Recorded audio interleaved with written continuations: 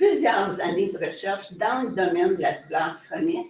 Cette dernière, elle continue souvent d'être mal diagnostiquée, sous-traitée. Ben, oui, je peux vous envoyer une copie de ma présentation si vous ne voulez pas prendre de notes. Elle est souvent sous-traitée ou encore traitée de façon inadéquate ou encore pas traitée du tout. Comme par exemple, chez les personnes âgées, on va dire « Ah, c'est normal en vieillissant d'avoir de la douleur, fait que faut que vous viviez avec. » Alors que c'est pas normal de souffrir, puis surtout pas quand on est vieux. Alors, pourquoi la douleur chronique continue-t-elle en 2019 d'être traitée de façon non optimale et d'être sous-financée? Puis, on a des excellents chercheurs au Canada, des top niveaux au monde. Et en dépit de ça, on continue à avoir une douleur qui est pas traitée d'une façon optimale. Alors, quelle est la raison? Ben, c'est dommage parce qu'il est plus beau que ça. Là. Une des premières raisons, mais ce n'est pas un sujet sexy, la douleur chronique. C'est pas de la leucémie chez des enfants. C'est pas des maladies cardiovasculaires que vous allez mourir. Puis un des problèmes, c'est ça, c'est qu'on ne meurt pas de douleur chronique, sauf que les taux de suicide sont 3 fois plus élevés chez ces personnes-là qui souffrent de douleur chronique. On n'a pas de mesure objective de la douleur. Puis, tu sais, quand on dit « what gets measured gets improved », si on n'a pas une mesure objective, c'est pas intéressant. Puis l'autre aspect, ben, c'est toute la douleur, là, on est toujours suspicieux de ça, on doute des gens, on parlait de la crédibilité. Est-ce qu'il y a vraiment mal ou c'est parce qu'il veut rester sur la CSST?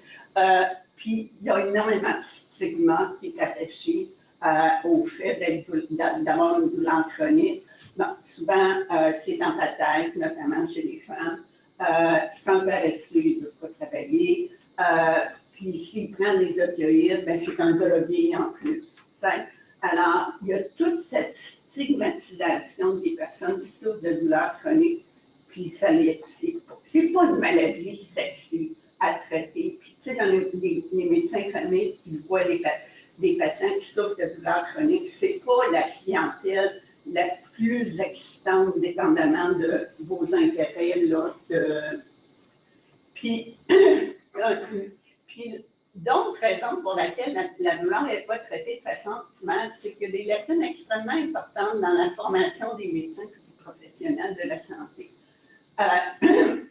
On n'a que quelques heures qui est consacré à la pharmacologie de la douleur, l'évaluation de la douleur, le traitement de la douleur en général. On a fait une enquête à travers le Canada dans les différentes facultés de médecine, de sciences infirmières, d'écoles de réadaptation pour savoir combien d'heures étaient consacrés dans le curriculum à l'enseignement sur la douleur. 2 tiers des institutions contactées ne le savaient pas. Et les autres, est-ce que vous savez c'est qui donnait le plus d'heures pour l'évaluation et le traitement de la douleur? C'était les écoles de médecine vétérinaire, plutôt que les écoles de médecine humaine. Donc, on peut comprendre, hein, c'est le chien, c'est important, c'est un client, etc. Là, fait que, alors ça, mais il y a des choses qui sont en train de se passer de ce côté-là, notamment avec l'Association des facultés de médecine du Canada qui sont à revoir le curriculum pour que les médecins aient une meilleure formation, puis ça va déteindre sur les autres professionnels de la santé. Il y a aussi un manque criant de ressources pour, c'est comme par exemple des cliniques spécialisées dans le traitement de la douleur, le traitement multidisciplinaire de la douleur. Ils ont des listes d'attente qui sont très longues, ça peut aller jusqu'à 2 ans, 5 ans. Elles sont toutes situées dans des grands centres urbains. Alors, il y a vraiment un manque de ressources. Puis un autre problème qu'on a, c'est que c'est un phénomène qui est transversal dans plusieurs maladies chroniques, comme par exemple le diabète, vont développer la neuropathie diabétique.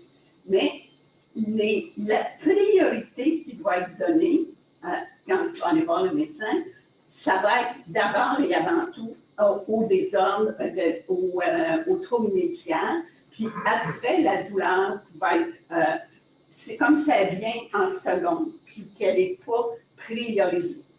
Puis finalement, la douleur chronique, c'est pas quelque chose qui est simple. Là, ça a plusieurs dimensions. Des dimensions, évidemment, physiologiques, affectives, cognitives. On sait qu'il peut y avoir aussi des prédispositions génétiques, mais il y a tout un pan social qui est également extrêmement important et qui, malheureusement, peut étudier actuellement dans le domaine de la recherche. Alors, en dépit de toute la recherche menée à ce jour dans le domaine de la douleur, et comme je vous disais, par des chercheurs de haut niveau, comment ça se fait que la situation demeure déficiente?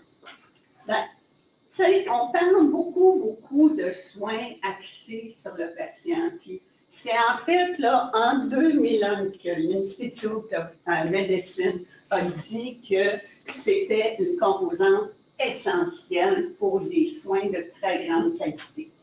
Puis ça se traduit par s'assurer que le bon patient reçoit le bon traitement au bon moment par le bon professionnel de la santé. Mais quand on regarde ça, il y a comme un paradoxe. On parle de soins axés sur le patient, mais nos soins sont basés sur des données probantes issues d'essais randomisés contrôlés. Ces données probantes, c'est des données qui sont le plus souvent moyennées. Et comme on va voir, les essais randomisés sont et continueront d'être le gold standard pour établir l'efficacité des traitements. Mais cependant, il y a des limitations qui sont très importantes, notamment les critères de sélection sont extrêmement stricts.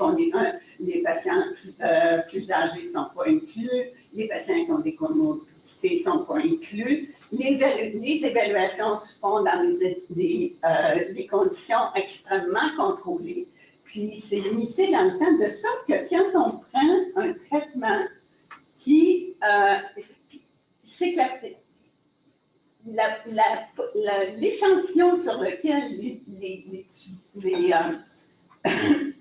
l'étude est effectuée est constitué de gens tellement sélectionnés que ce n'est pas représentatif, de sorte que quand tu arrives sur le terrain, ben, ça ne marche pas ou les résultats ne sont pas généralisants.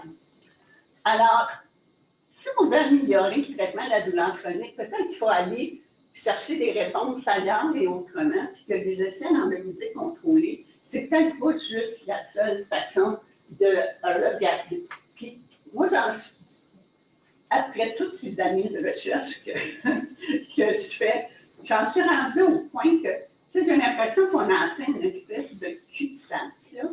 Il va falloir qu'on kick out of the box, puis il faudrait qu'on ait une sorte de changement de paradigme pour que ça débloque là, en termes de nos connaissances.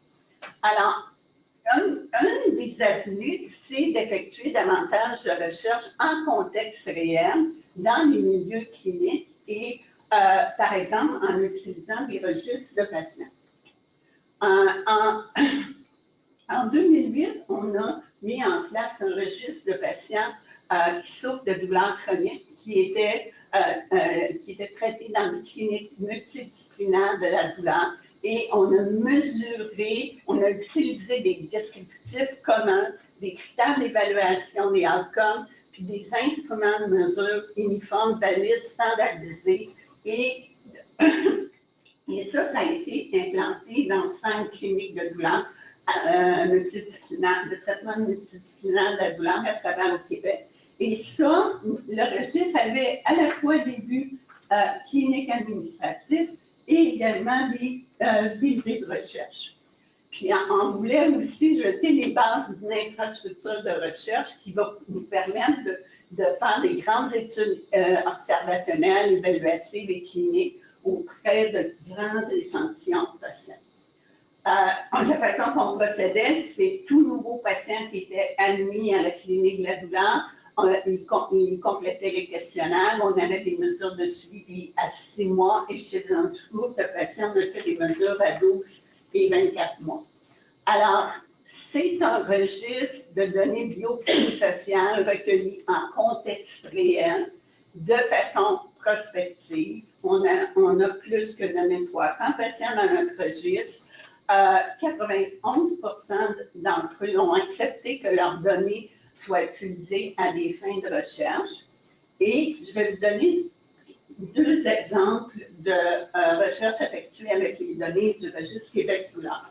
On entend beaucoup parler de la crise des opioïdes. Les prescriptions ont augmenté de façon fulgurante, malgré que là, c'est en train de diminuer. On a eu une augmentation aussi fulgurante des surdoses fatales et non fatales.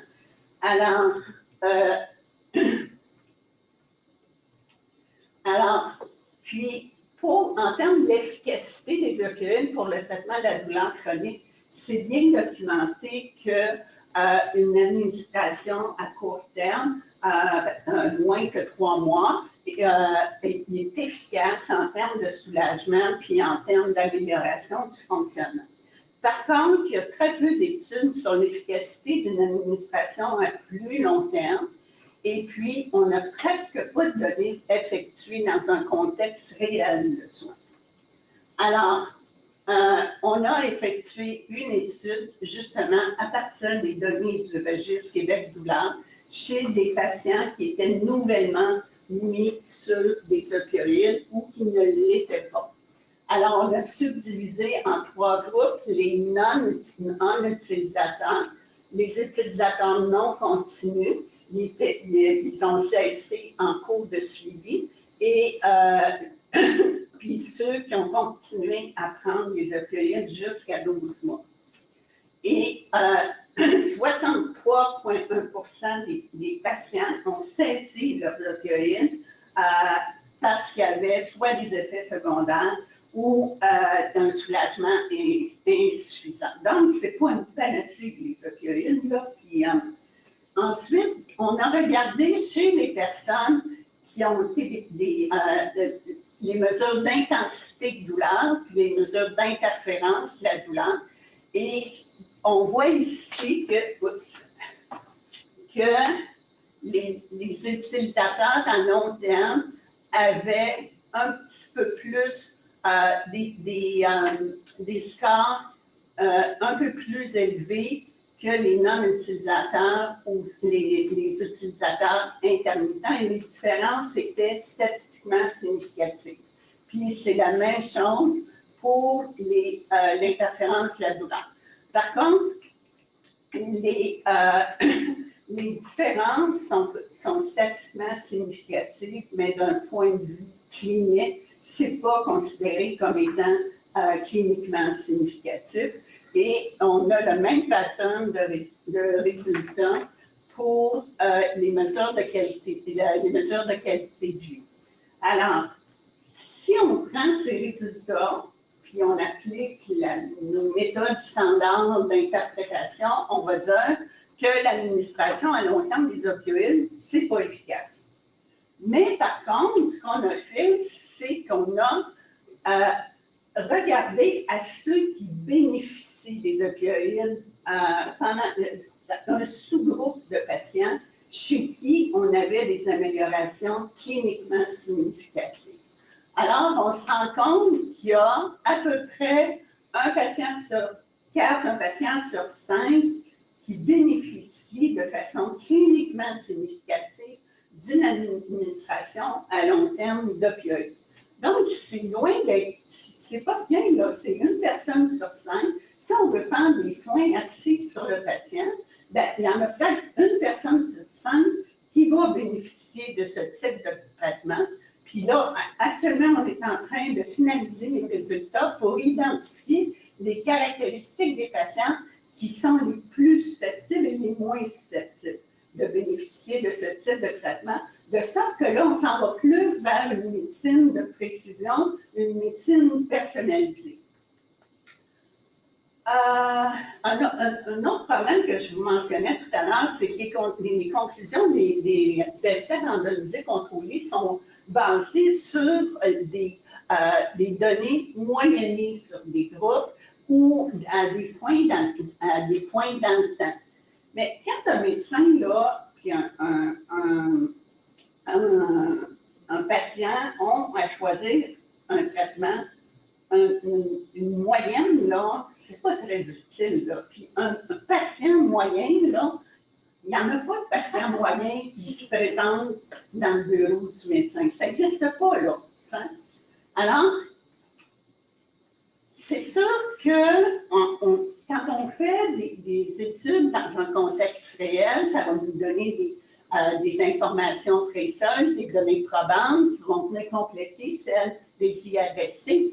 Mais si on continue à moyenner comme dans les graphes que je vous montrais précédemment, les histogrammes précédents, on parle d'une partie importante d'informations, notamment ce qui a trait à la variabilité interindividuelle, puis dans un modèle de soins qu'on veut justement axer sur le patient.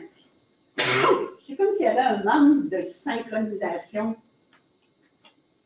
Alors, encore une fois, on va essayer d'aller chercher des réponses ailleurs et autrement, puis ça en utilisant maintenant des modèles statistiques extrêmement sophistiqués qui se concentrent davantage sur la variabilité interindividuelle, de sorte qu'on arrête de travailler sur des données moyennes.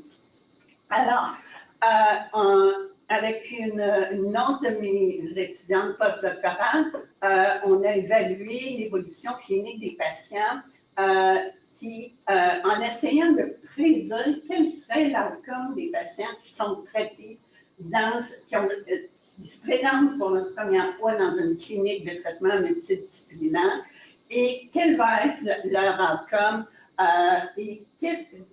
Alors, ce qu'on a fait, c'est qu'on a utilisé des techniques de growth mixture modeling pour identifier les sous-groupes de patients. Plutôt que de travailler sur des moyennes, on identifie des sous-groupes de patients qui sont homogènes dans leur évolution clinique. Puis l'idée après, c'est d'essayer de regarder la relation entre l'appartenance à l'une ou l'autre des trajectoires de douleur et les caractéristiques de la douleur au point de départ. Alors, si on prend l'échantillon de patients qu'on avait, ça c'est des données qui ont été faites à partir du registre Québec douleur. Puis ça, c'est quand les patients arrivent à la clinique de la douleur, on voit qu'ils ont un score moyen de à peu près 7 sur 10, puis que là, ça diminue jusqu'à 24 mois, puis que ça reste relativement stable. Puis encore une fois, la signification clinique de ces résultats-là est. Fait que là, on conclurait, bon, le traitement multidisciplinaire de la douleur, c'est pas vraiment efficace. OK? Par contre, si on utilise d'autres méthodes d'analyse statistique, les modèles dont je parlais plutôt, on voit que on est capable de subdiviser des groupes de patients en, par exemple, les non-improvers, OK?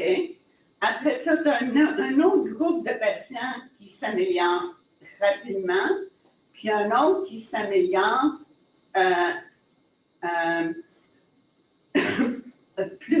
plus lentement.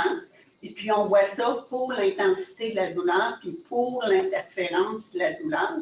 Donc, c'est une autre façon d'analyser nos résultats qui est beaucoup plus signifiante et qui apporte beaucoup plus d'informations précieuses pour les cliniciens et les chercheurs aussi. Alors, parmi les prédicteurs d'appartenance, c'était pour les improvers, c'était les patients qui étaient plus jeunes, qui souffraient de douleurs neuropathiques, qui avaient moins de douleurs au point de départ, qui étaient moins déprimés, une meilleure qualité de sommeil, une moins grande tendance à la catastrophisation. Donc, cette clientèle de patients-là, c'était ceux qui étaient le plus susceptibles de s'améliorer. Pour ceux qui ne sont pas, mais le corollaire de ça, c'est de dire, mais les autres patients qui ne sont pas comme ça, puis qui se présentent à un traitement multidisciplinaire de la douleur, qu'est-ce qu'on fait avec eux autres? Okay? Est-ce qu'il ne faut pas aller vers d'autres types de traitements, de modifier nos approches de traitement et de ne pas de faire une recette pour tout le monde? Alors, je pense que ça pose des questions intéressantes aussi. Donc, on voit qu'il y a des hétérogénéités dans les trajectoires de douleur des patients, puis on peut le prédire à partir de différents facteurs, puis c'est important en termes de pronostic et de choix des différentes approches. Chercher des réponses ailleurs et autrement, quelle autre option est-ce que nous avons? Bien, c'est peut-être justement d'utiliser davantage de méthodologies qualitatives et de devinex où on combine du quanti avec du quali. Il y a très peu de recherches qualitatives qui se fait dans le domaine de la douleur, que ce soit au Québec, au Canada. Même si vous avez la crème des chercheurs dans le domaine de la douleur au monde et au Canada, on n'a pas de chercheurs qualitatifs. Il y a très peu de recherche qualitative qui se fait dans le domaine, puis c'est vraiment là à l'enfance de l'art. Alors, c'est pour ça qu'on veut recruter des gens qui font de la recherche qualitative et des sociologues de la santé. Récemment, Tim Wildman, qui est à McGill, vient de publier un article qui s'appelle le Clinical Journal of Pain et où il propose une façon nouvelle d'évaluer la douleur. Quand j'ai fini de lire l'article, je me suis dit, mon Dieu, j'ai manqué le bateau toute ma vie. Peut-être que j'ai pas fait ça correct. Mais après ça, je me suis calmée. Je me suis dit, bon, il y a quand même des bonnes choses que j'ai faites. Il me reste encore du temps, puis je vais m'améliorer.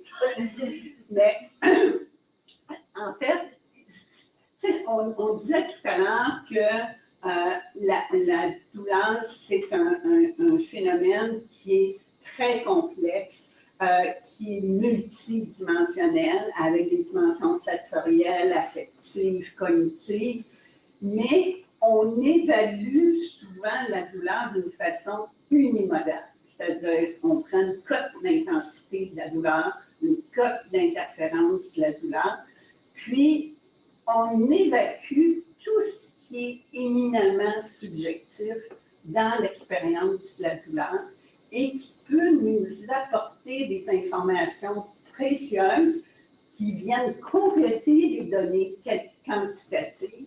Alors, et puis notamment quand on parle, un exemple qu'on peut donner, c'est que quand on parle d'intensité de douleur versus l'intensité de souffrance, c'est la distinction entre la douleur et la souffrance.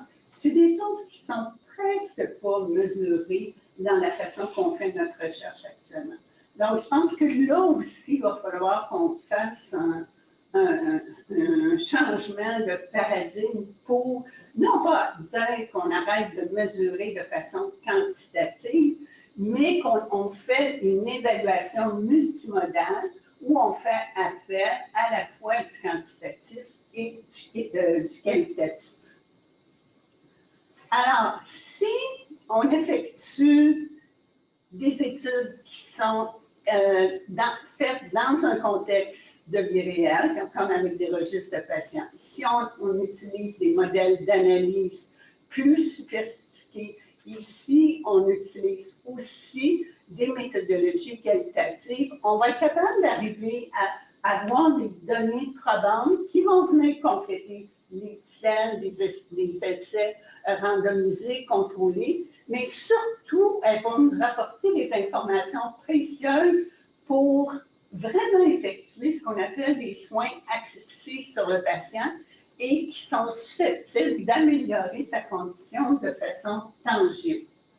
Alors, en terminant, je voudrais vous présenter une outil. C'est correct dans mon temps? Je voudrais vous présenter